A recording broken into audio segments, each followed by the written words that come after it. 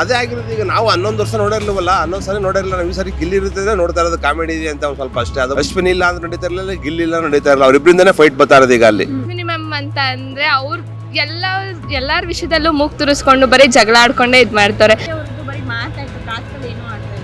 ಎಲ್ಲಾರು ಅಷ್ಟು ಸಮಯ ಈಗ 10 ಟಾಸ್ಕ್ ಕೊಡ್ತಾರೆ, 10 ಟಾಸ್ಕ್ ಯಾರು ಗೆಲ್ಲಕ್ಕಾಯ್ತದ? ಜೊತೆಗೆ ಕಾವ್ಯ ಇರೋದು ಒಂಥರ ಅವ್ರ ಫ್ರೆಂಡ್ಶಿಪ್, ಅವ್ರಿಗೆ ಫ್ರೆಂಡ್ಶಿಪ್ ಅಂತ ಅನ್ಸ್ತಿರ್ಬೋದು, ಬಟ್ ನಮಗ್ ನೋಡೋದಕ್ಕೆ ಒಂಥರ ತುಂಬಾ ಜಾಸ್ತಿ ಇಷ್ಟ ಆಗ್ತೈತೆ. ಅವ್ರಿಬ್ರು ಜೊತೆಲಿದ್ರೆ ಅನ್ಫಿಟ್ ಅಂದ್ರೆ ಧ್ರುವಂತ್ ಸರ್.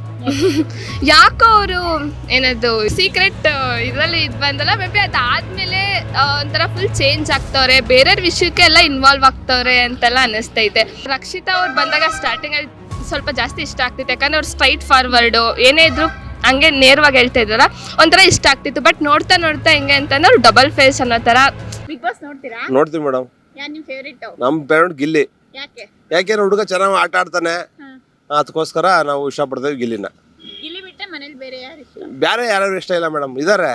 ಆದ್ರೂ ನಮಗೆ ಈ ಸರಿ ನಾವು 11 ಸಾರಿ ನೋಡಿರಲಿಲ್ಲ, ಇದೇ ಸಾರಿ ನೋಡ್ತಾ ಇರೋದು ನಾವು. ಆದ್ರೂ ನಾವು ಗಿಲ್ಲಿ ಇಷ್ಟಪಡ್ತೀವಿ. ಕಲರ್ಸ್ ಕನ್ನಡ ಬಿಗ್ ಬಾಸ್ ಇಂದ ಟಾಪ್ 1 ಬಂದಿದೆ TRP, ಇದ್ರ ಬಗ್ಗೆ ಏನ್ ಹೇಳ್ತೀರಾ? ಏನಿಲ್ಲ ಮೇಡಮ್, ಚೆನ್ನಾಗಿ ಎಲ್ಲ ಫಂಕ್ಷನ್ ಚೆನ್ನಾಗಿ ಕೊಡ್ತಿದ್ದಾರೆ, ಪ್ರೋಗ್ರಾಮ್ಗಳು ಚೆನ್ನಾಗಿ ಬರ್ತಾ ಇದೆ, ಅದಕ್ಕೋಸ್ಕರ ಅದು ಮುಂದೆ ಬರ್ತಾ ಇರೋದು ಈಗ. ಎಲ್ಲ ಒಂದ್ ಕಡೆ ಗಿಲ್ಲಿ ಇರೋದ್ರಿಂದನೇ TRP ಅದೇ ಆಗಿರೋದು. ಈಗ ನಾವು 11 ವರ್ಷ ನೋಡಿರ್ಲಿವಲ್ಲ, 11 ಸಾರಿ ನೋಡಿರಲಿಲ್ಲ. ನಾವು ಈ ಸಾರಿ ಗಿಲ್ಲಿ ಇರ್ತದೆ ನೋಡ್ತಾ ಇರೋದು, ಕಾಮಿಡಿ ಇದೆ ಅಂತ ಒಂದು ಸ್ವಲ್ಪ ಅಷ್ಟೇ. ಅದು ಬಿಟ್ರೆ ನಾವು 11 ಸಾರಿ ನೋಡಿಲ್ಲ. ನಾವು ಯಾರು ಬಿಗ್ ಬಾಸ್ ಅಲ್ಲಿ ಯಾರಿದ್ದಾರೆ ಅಂತ ನೋಡಿರಲಿಲ್ಲ ನಾವು. ಅದು ಈಗ ಸ್ವಲ್ಪ ದಿವಸದಿಂದ ನೋಡ್ತಾರೆ ಜಾಸ್ತಿ. ಅದು ಮೊದಲು 3-4 ವಾರ ನೋಡಿರಲಿಲ್ಲ ನಾವು. ಈಗ ಒಂದು ಇದರಿಂದ ಮುಕ್ಕಾಲು ಭಾಗದಿಂದ ನೋಡ್ತಾ ಇದ್ದೀವಿ ನಾವು. ಆ ಥರದ ಗಿಲ್ಲಿ ಬಿಗ್ ಬಾಸ್. ಅಶ್ವಿನಿ ಮತ್ತೆ ಗಿಲ್ಲಿ ಅವ್ರ ಬಗ್ಗೆ ಆದ್ರೆ ಇಬ್ರು ಇದೆ ಮೇಡಮ್, ಅಲ್ಲಿ ಇಬ್ರು ಕಾಂಪಿಟೇಷನ್ ಇದೆ. ಅಲ್ಲಿ ಇಬ್ರು ಕಾಂಪಿಟೇಷನ್ ಇದೆ, ಮಜಾ ಇರೋದಲ್ಲಿ. ಈಗ ಅವಳಿಲ್ಲ ಅಂತಿದ್ರೆ ಇವ್ರು ಯಾರು ಇಲ್ಲ, ಆಡೋರು ಯಾರು ಇಲ್ಲ, ಎಲ್ಲ ಸುಮ್ಗೆ ಒಂಥರ ಏನೋ ಸುಮ್ಗೆ ಬಂದಂಗೆ ಮಾತಾಡ್ಕೊಂಡಂಗೆ ಅವ್ರ ಅಷ್ಟೇ. ಅಲ್ಲಿ ಅಶ್ವಿನಿ ಇಲ್ಲ ಅಂತ ನಡೀತಾ ಇರಲಿಲ್ಲ, ಗಿಲ್ಲಿ ಇಲ್ಲ ನಡೀತಾ ಇರಲಿಲ್ಲ. ಅವ್ರಿಬ್ರಿಂದನೇ ಫೈಟ್ ಬರ್ತಾ ಇರೋದು ಈಗ ಅಲ್ಲಿ. ಮಿಕ್ತವ್ರು ಯಾರು ಅಷ್ಟು ಟಪ್ ಇದು ಮಾಡ್ತಾ ಇಲ್ಲ ಅವರು. ಹಂಗಾಗಿ ಈಗ ಇಬ್ರು ಇದ್ರೆ ಚೆನ್ನಾಗಿತ್ತು ಲಾಸ್ಟ್ ಗಂಟ. ನೋಡ್ಬೇಕು ಈ ವಾರ ಯಾರು ಹೋಗ್ತಾರೆ ಯಾರು ಬರ್ತಾರೆ ಅಂತ ಗೊತ್ತಾಗುತ್ತೆ.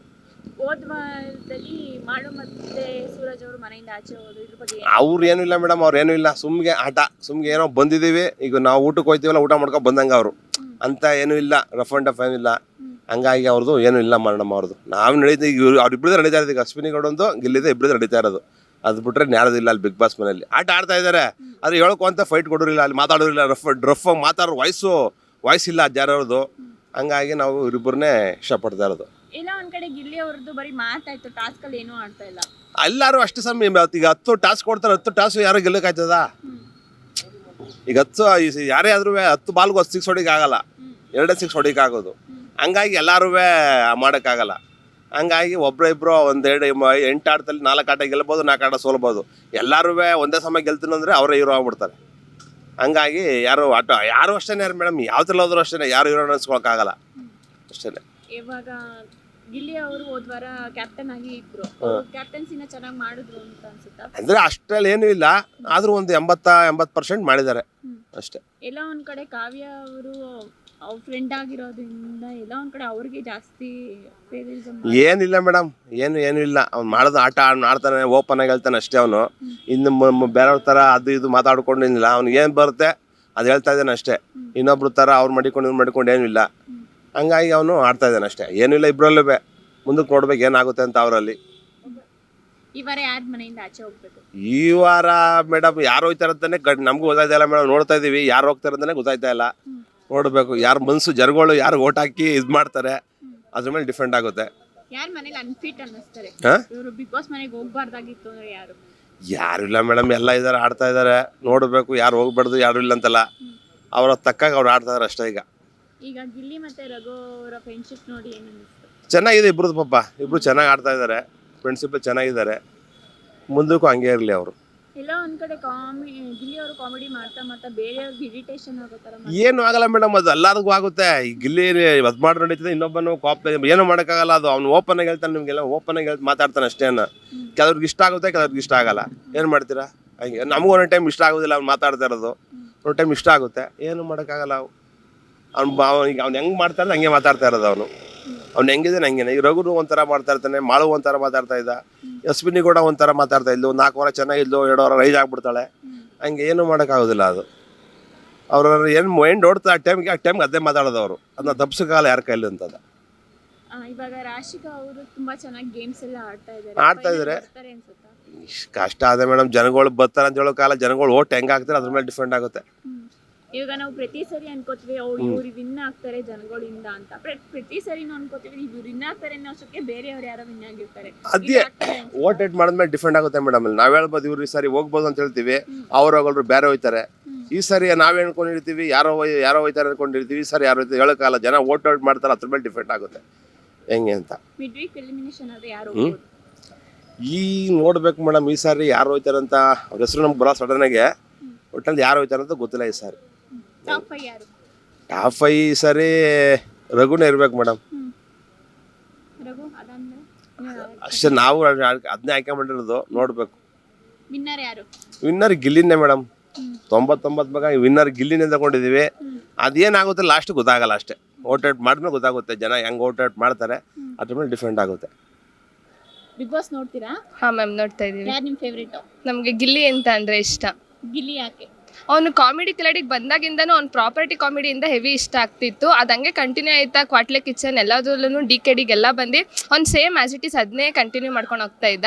ಅದೊಂಥರ ಜಾಸ್ತಿ ಅಂದರೆ ಅವ್ನು ಫೇಮಸ್ ಆಗಿದ್ದನು, ಸೊ ಅದರಿಂದನೇ ಅಲ್ವಾ ಸ್ವಲ್ಪ ಜಾಸ್ತಿ, ಅದರಿಂದನೇ ನನಗೂ ಇಷ್ಟ ಆಗಿದ್ದು. ಆಮೇಲೆ ಬಿಗ್ ಬಾಸ್ ಮನೆಗೆ ಬಂದಮೇಲೆ ಅವ್ನು ಕಾಮಿಡಿ ಅಂದರೆ ಒನ್ ಮ್ಯಾನ್ ಶೋ ಅನ್ನೋ ಥರ ಆಗ್ತೈತೆ.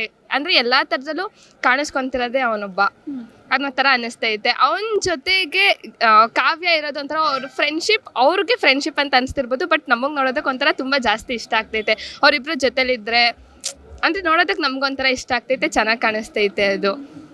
ಆಮೇಲೆ ಅಲ್ಲಿ ಸ್ವಲ್ಪ ಇಷ್ಟ ಆಗ್ತೈತೆ ರಕ್ಷಿತಾ ಅವ್ರು ಬಂದಾಗ ಸ್ಟಾರ್ಟಿಂಗಲ್ಲಿ ಸ್ವಲ್ಪ ಜಾಸ್ತಿ ಇಷ್ಟ ಆಗ್ತಿತ್ತು. ಯಾಕಂದರೆ ಅವ್ರು ಸ್ಟ್ರೈಟ್ ಫಾರ್ವರ್ಡು, ಏನೇ ಇದ್ರು ಹಂಗೆ ನೇರವಾಗಿ ಹೇಳ್ತಾ ಇದ್ರಲ್ಲ, ಒಂಥರ ಇಷ್ಟ ಆಗ್ತಿತ್ತು. ಬಟ್ ನೋಡ್ತಾ ನೋಡ್ತಾ ಹೆಂಗೆ ಅಂತಂದ್ರೆ ಅವ್ರು ಡಬಲ್ ಫೇಸ್ ಅನ್ನೋ ಥರ ಆ ಥರ ಅನ್ನಿಸ್ತು ಅಷ್ಟೇ. ಇನ್ನು ಅಶ್ವಿನಿ ಮ್ಯಾಮ್ ಅಂತ ಅಂದರೆ ಅವ್ರು ಎಲ್ಲರ ವಿಷಯದಲ್ಲೂ ಮೂಗು ತುರಿಸ್ಕೊಂಡು ಬರೀ ಜಗಳ ಆಡ್ಕೊಂಡೇ ಇದು ಮಾಡ್ತಾರೆ. ನನಗೆ ಎಲ್ಲರನ್ನೂ ಕಂಪೇರ್ ಮಾಡಿದ್ರೆ Gilli is perfect in that show. ಇಲ್ಲ ಫ್ಯಾಮಿಲಿ ವೀಕಲ್ಲಿ ಕಾವ್ಯ ಅವ್ರ ಅಪ್ಪ ಬಂದಾಗ ಅವ್ರಿಗೆ ಏನೋ ಬಳೆ ಕೊಟ್ಟು ಏನೋ ರಘು ಸರ್ ಹತ್ರ ಅವ್ರು ಬ್ರಾಸ್ಲೆಟ್ ಬೆಳೆದು ಇಸ್ಕೊಂಡು ಹಾಕೊತಾ ಇರ್ತಾರೆ ಅಂತ ಅನ್ನೋ ಕಾರಣಕ್ಕೋಸ್ಕರ ಗಿಲ್ಲಿ ಅವ್ರ ಪೇರೆಂಟ್ಸ್ ಅದನ್ನ ತಂದು ಕೊಟ್ಟಿರ್ತಾರೆ, ಅವ್ರ ಆಸೆನ ತೀರಿಸ್ಬೇಕು ಅಂತ ಅಂದ್ಬಿಟ್ಟು. ಇವಾಗ ವೈರಲ್ ಆಗ್ತಾ ಇರೋದು ಅವ್ರಿಬ್ರು ಮದ್ವೆ ಆಗ್ತಾರ ಅನ್ನೋದು ವೈರಲ್ ಆಗ್ತಾ ಇದೆ, ಅದ್ರ ಬಗ್ಗೆ ಏನು ಹೇಳ್ತೀರಾ? ಅವರಿಬ್ರು ಮೇ ಬಿ ನಮಗೆ ನೋಡ್ತಿರೋರಿಗೆ ಆ ಥರ ಅನ್ನಿಸ್ತಿರ್ಬೋದು. ಅವರಿಬ್ರು ಮನ್ಸಲ್ಲಿ ಆ ಥರ ಇಲ್ವೇನೋ, ಜಸ್ಟ್ ಫ್ರೆಂಡ್ಸ್ ಅನ್ನೋ ಫೀಲೇ ಇರ್ಬೋದು ಅಂತ ಅನ್ಸುತ್ತೆ. ಯಾಕಂದರೆ ನಮಗೆ ನೋಡೋರ್ಗೆ ಆ ಥರ ಕಾಣಿಸ್ತಿರುತ್ತೆ. ಇನ್ನು ನಾವೇನು ಅನ್ಕೋತಾ ಇದೀವಿ ಅಂತ ಇನ್ನೂ ಅವ್ರಿಗೂ ಏನೂ ಗೊತ್ತಿಲ್ಲ ಅಲ್ವಾ ಸರಿಯಾಗಿ. ಅವ್ರಿಗೆ ಮೇ ಬಿ ಔಟ್ಸೈಡ್ ಬಂದಮೇಲೆ ಇದೆಲ್ಲ ಜನಗಳ ರಿಯಾಕ್ಷನ್ ನೋಡಿದ್ಮೇಲೆ ಮೇ ಬಿ ಅವ್ರಿಗೇನಾದ್ರು ಫೀಲಿಂಗ್ ಸ್ಟಾರ್ಟ್ ಆಗ್ಬೋದೇನೋ ಆ ಥರ. ಮೇ ಬಿ ಇವಾಗ ಆ ಬಿಗ್ ಬಾಸ್ ಒಳಗಡೆ ಇರ್ಬೇಕಾದಿಲ್ಲ ಅಂತ ಅನ್ಸುತ್ತೆ. ಹೋದ್ವಾರ ಎಲಿಮಿನೇಷನ್ ಅಲ್ಲಿ ಇಬ್ರು ಮಾಳು ಸರ್ ಮತ್ತೆ ಸೂರಜ್. ಮಾಳು ಸರ್ ಹೋಗಲ್ಲ ಅಂತ ಅಂದರೆ ಅವ್ರಿಬ್ರು ಹೋಗಲ್ಲ ಅಂತ ಅನ್ಕೊಂಡಿದ್ವಿ. ಯಾಕಂತಂದರೆ ಸೂರಜ್ ಅಂದರೆ ಅವ್ನ ಪರ್ಸ್ನಾಲಿಟಿ ಒಂಥರ ಚೆನ್ನಾಗಿತ್ತು ಮನೇಲಿ. ಅಂದರೆ ಯಾರ ಹತ್ರನೂ ನೆಗೆಟಿವ್ ಅನ್ನೋ ಥರ ಪೋಟ್ರೆ ಆಗಿರಲಿಲ್ಲ, ಪಾಸಿಟಿವ್ ಅಲ್ಲೇ ಇದ್ರು ಅವರು ಹೇಳ್ಬೇಕಂತಂದರೆ. ಬಟ್ ಏನಕ್ಕೆ ಹೋದ್ರು ಅಂತ ಮೇ ಬಿ ಫ್ಯಾನ್ ಬೇಸ್ ಜಾಸ್ತಿ ಇರಲಿಲ್ವೇನೋ, ಇಲ್ಲ ಓಟ್ ಮೇ ಬಿ ಓಟಿಂದನೇ ಅಲ್ವಾ ಏನೇ ಆದ್ರೂ ಮೇ ಬಿ ಅದರಿಂದ ಹೋಗಿದ್ದಾರೆ ಅಂತ ಅನ್ಕೊಂತೀನಿ. ಇನ್ನು ಉತ್ತರ ಕನ್ನಡ ಅಂತ ಬಂದರೆ ಮಾಳು ಹೆವಿ ಫೇಮಸ್ ಇದ್ದರು, ಆದರೆ ಗೊತ್ತಿಲ್ಲ ಏನಕ್ಕೆ. ಆದರೆ ಅವ್ರು ಫಿನಾಲಲ್ಲಿ ಇರ್ತಾರೆ ಅಂತಲೇ ಅಂದರೆ ಒಂದು ಆಪ್ಷನಲ್ಲಿ ಇದ್ರು, ಫಿನಾಲಲ್ಲಿ ಮೇ ಬಿ ಬರ್ಬೋದೇನೋ ಅಂತ ಅಂದ್ಬಿಟ್ಟು. ಆದರೆ ಅದು ಬರಲಿಲ್ಲ, ಏನು ಮಾಡೋಕ್ಕಾಗಲ್ಲ. ಎಲ್ಲ ಒಂದು ಕಡೆ ಸ್ಪಂದನಾಗಿಂತ ಸೂರಜ್ ಅವರು ಬೆಟರ್ ಆಗಿದ್ರು ಅಂತ ಅನ್ಸುತ್ತೆ. ಹೌದು, ಹೆಂಗೆ ಅಂತ ಅಂದರೆ ಎಲ್ಲೂ ಕೆಟ್ಟದು ಅಂತ ಅನ್ನಿಸ್ಕೊಳ್ದಲೇನೆ ಮೇ ಬಿ ಸೇಫಾಗಿ ಗೇಮ್ ಮಾಡ್ತಾ ಇದ್ದಾರೆ ಸ್ಪಂದನ ಅನ್ನೋ ಥರ ಕಾಣಿಸ್ತೈತೆ ನಮಗೆ ನೋಡೋರಿಗೆ. ಎಲ್ಲ ಒಂದು ಕಡೆ ಅವರು ಕಲರ್ಸ್ ಕನ್ನಡದಿಂದ ಮಾಡಿರೋ ಅಂದರೆ ಅಲ್ಲಿರೋ ಅಷ್ಟು ಜನದಲ್ಲಿ ನೋಡಿದ್ರೆ ಜಾಸ್ತಿ ಎಲ್ಲ ಕಲರ್ಸ್ ಕನ್ನಡದವರ ಇರೋದ್ರಿಂದ ನಮ್ಗೆ ಹಂಗೆ ಅನಿಸ್ತಾ ಇರ್ಬೋದು. ಆದರೆ ಈ ಸುದೀಪ್ ಸರ್ ಬಂದು ಮಾತಾಡೋದು ಅಂದರೆ ಇದ್ರ ಬಗ್ಗೆ ಆಲ್ರೆಡಿ ಒಂದ್ಸಲ ಚರ್ಚೆ ಆಗೈತೆ ವೀಕೆಂಡಲ್ಲಿ, ಅದನ್ನೆಲ್ಲ ನೋಡಿದ್ರೆ ಇಲ್ಲ ಅನ್ಸುತ್ತೆ. ಅಂದರೆ ನಮಗೆ ಅಲ್ಲಿ ಇರಲ್ವಲ್ಲ, ಸೊ ನಮಗೇನು ಗೊತ್ತಿರಲ್ಲ ಅನ್ಸುತ್ತೆ. ನಾವು ನೋಡೋರ್ಗೆ ಹೆಂಗೆ ಬೇಕಾದ್ರು ಅನ್ಕೋಬೋದು, ಪಾಸಿಟಿವ್ ಆಗಿ ನೆಗೆಟಿವ್ ಏನಾದರೂ ಅನ್ಕೋಬೋದು. ಅದು ನಮಗೆ ಬಿಟ್ಟಿದ್ದು ಅಂತ ಅನ್ಸುತ್ತೆ. ಎಲ್ಲ ಒಂದು ಕಡೆ ರಾಶಿಕಾ ಅವರು ತುಂಬ ಸ್ಟ್ರಾಂಗ್ ಆಗಿ ಆಡ್ತಾ ಇದ್ದಾರೆ. ಹೌದು, ಹೋದ್ಮೇಲೆ ಅನ್ನೋದಕ್ಕಿಂತ ಫಿಸಿಕಲ್ ಟಾಸ್ಕ್ ಅಂತ ಬಂದರೆ ಗರ್ಲ್ಸಲ್ಲಿ ಹೆವಿ ಸ್ಟ್ರಾಂಗ್ ಆಗಿ ಆಡ್ತಾ ಇರೋದು ಅವರೊಬ್ಬರೇ. ಬಟ್ ಜಾಸ್ತಿ ತೋರಿಸ್ಕೊತ ಇಲ್ಲ ಅವರು, ಅಂದರೆ ಈಚೆಗಡೆ ಜಾಸ್ತಿ ಕಾಣಿಸ್ತಿಲ್ಲ ಅಷ್ಟೇ. ಬಿಟ್ಟರೆ ಟಾಸ್ಕ್ ಅಂತ ಬಂದರೆ ಅವರೇ ಜಾಸ್ತಿ ಚೆನ್ನಾಗಿ ಆಡ್ತಾ ಇರೋದು ಗರ್ಲ್ಸಲ್ಲಿ. ನಿನ್ನೆ ಒಂದು ಪ್ರೋಮೋ ಬಿಟ್ಟಿದೆ, ಅದರಲ್ಲಿ ಗಿಲ್ಲಿಗೂ ಮತ್ತೆ ಅಶ್ವಿನಿಗೂ ತುಂಬ ಜಗಳ ಆಗುತ್ತೆ. ಇವತ್ತಿನ ದಿನಾನು ತುಂಬ ಜಗಳ ಆಗುತ್ತೆ, ಅದ್ರ ಬಗ್ಗೆ ಏನು? ಅದು ಕಳಪೆ ಕೊಡೋ ಟೈಮಲ್ಲಿ ಮೇ ಬಿ ನಿನ್ನೆನೇ ಜಗಳ ಆಯಿತು, ಟೆಲಿಕಾಸ್ಟ್ ಆಗಿರೋದು. ಅಂದರೆ ಅಷ್ಟೊಂದು ಸರಿಯಾಗಿ ನೋಡಿಲ್ಲ, ಒಟ್ಟಿನಲ್ಲಿ ಜಗಳ ಆಗಿದ್ದು ನೋಡಿದೆ. ಗೊತ್ತಿಲ್ಲ. ಬಿಗ್ ಬಾಸ್ ಮನೇಲಿ ಯಾರು ಅನ್ಸುತ್ತೆ? ಅನ್ಫಿಟ್ ಅಂದ್ರೆ ಧ್ರುವಂತ್ ಸರ್.